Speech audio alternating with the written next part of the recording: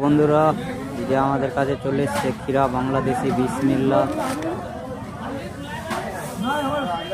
এখন ধান কাটে ক্ষীরা চাষ হবে।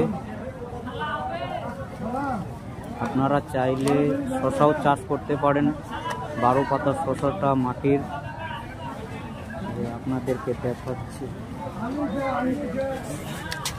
হচ্ছে মাটির শশা, বাঁকড়া, কন্টাই, যে আমতলা আছে, এখানে পারুল আছে। এগুলো হচ্ছে সব মাটির শসা।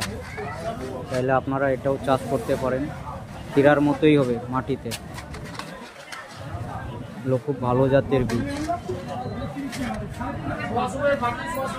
25 গ্রামের প্যাকেট, 25 গ্রামে 5 কাঠা হবে। আর ক্ষীরাটা 50 গ্রামে 5 কাঠা হবে।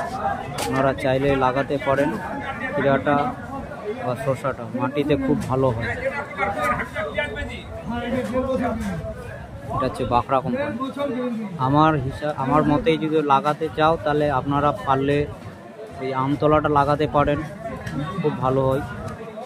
আর ক্ষীরা লাগালে আপনারা বিসমিল্লাটাই লাগাবেন, যেহেতু ক্ষীরাটা বিসমিল্লা ভালো হবে। সবাই ভালো থাকবেন, ধন্যবাদ বন্ধু। ভিডিওটা দেখার শেষে আপনাদেরকে বলে দিই, আপনারা ফলো করে নেবেন এরকম ভিডিও দেখার জন্য। আমাকে ধন্যবাদ।